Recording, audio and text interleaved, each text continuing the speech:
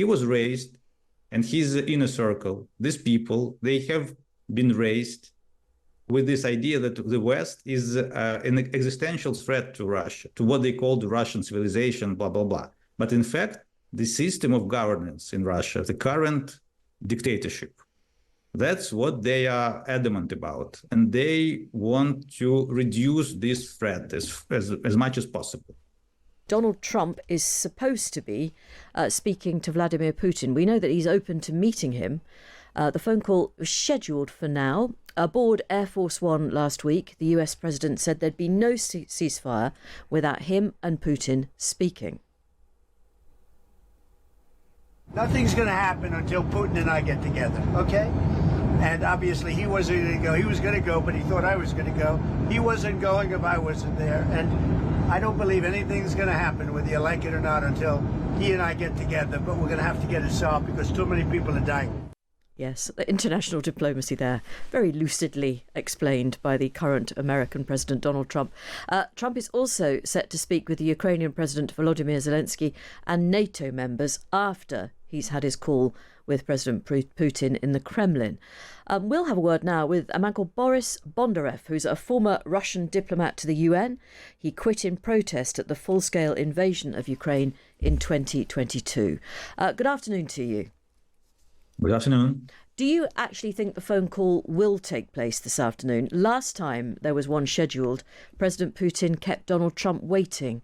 Is he likely to do the same thing again, do you think?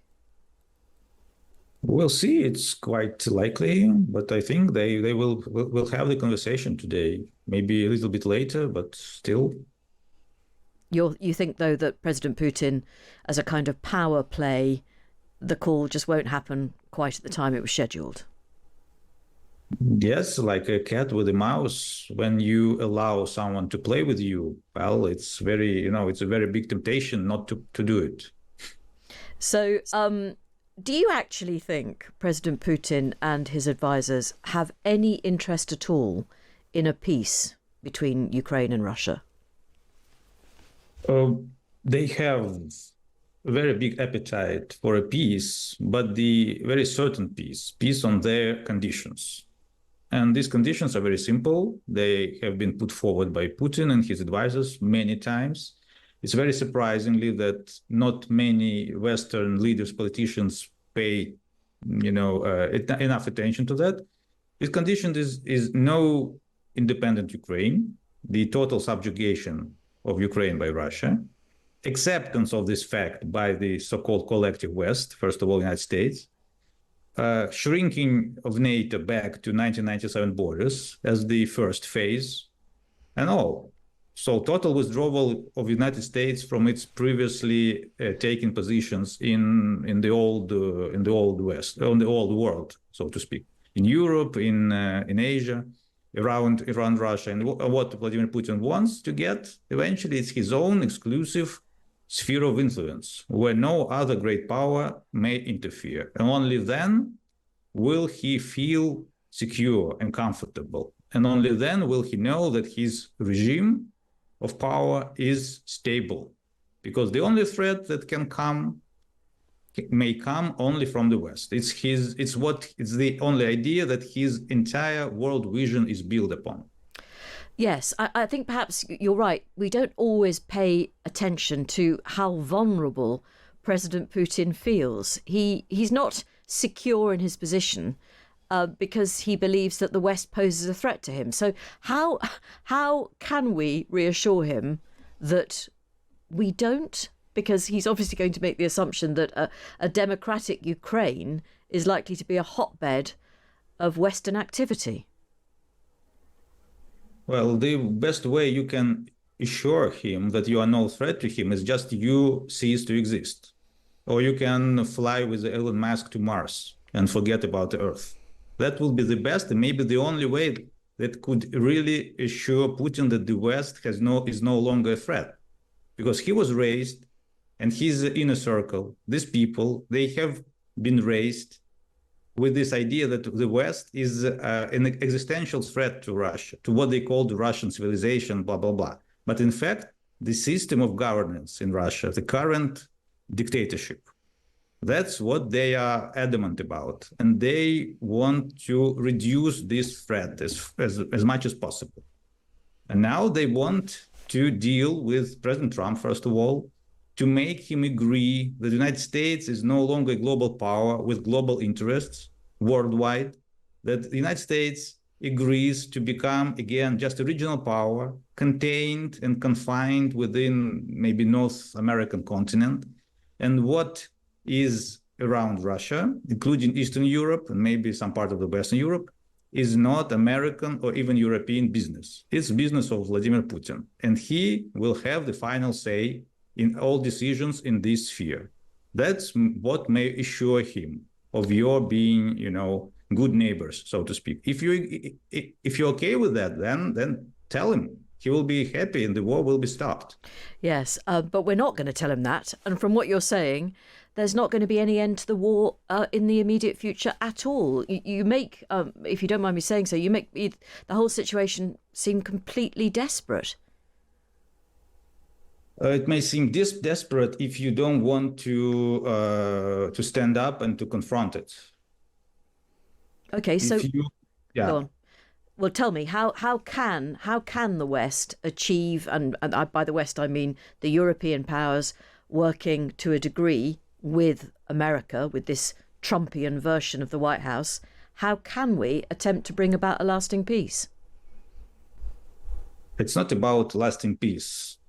The lasting peace is not feasible and is not possible without eliminating the very threat. The root cause of the war, as Vladimir Putin himself puts it, right?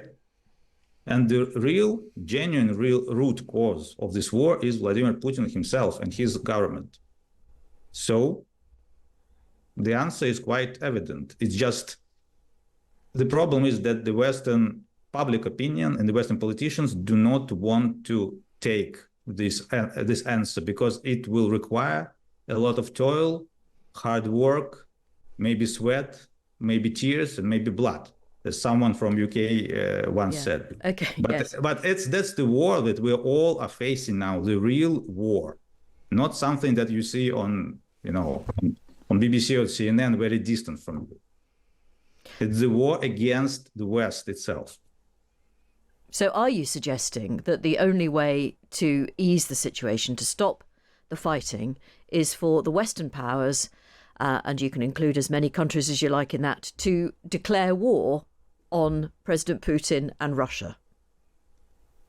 Well, it's not about declaring anything. It's about forming at last your own comprehensive and consistent position, whether you want this war to stop or not.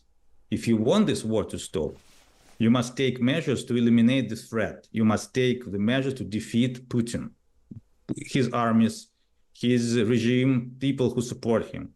So it's not very hard as it may seem, because you have Ukraine, for instance. Yeah, so right? give Ukraine the weaponry that will actually allow them not to just keep the Russians at bay, but to drive them out. Sure, but not only this, but that would be the first and maybe the most important part of this comprehensive strategy. But this strategy must be elaborated and adopted. It's not being done for fourth year in a row. It's amazing.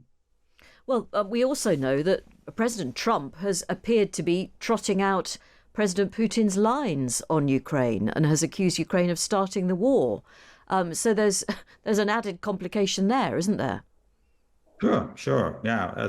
But there is one thing that what Donald Trump and his administration may think about it. And on the other hand, we have the United States national interests, which have been in place for many decades. And the United States is a global power with global interests. So it's not in their interest to divide the world with Russia and then other great powers, because Russia is not the only one, right? And to diminish themselves, diminish the United States back into the position they held, in the beginning of the 20th century. What will their global business say about this? Because that would be very harsh competition if you have the world divided into spheres of influence. It's not that easy. It's not that simple. So I don't see why the United States should follow Putin's narrative. Well, objectively. no, none of us know why President Trump is so keen to repeat Russia's lines, but he has been willing to do so in the past. Very briefly then, Mr. Bondarev, do you actually think we'll hear anything about what was discussed in this phone call, if it indeed takes place at all today? No, I think that will be the repetition of subjects and topics we've already heard. Yeah. I don't expect anything, sensational. Putin will keep saying about root cause, about global peace, about some maybe bilateral US-Russian economic projects or something to divert Trump from Ukraine. And Trump will keep asking, why, Vladimir, why don't you want peace or something? Or do you want peace? Why do you want peace? So sometimes you seem that you don't want peace or something like that. Mm-hmm. But I don't think we will be closer to peace after this conversation. Not 1 inch. Right, depressing stuff. Thank you very much indeed, Boris Bondarev, a former Russian diplomat to the UN.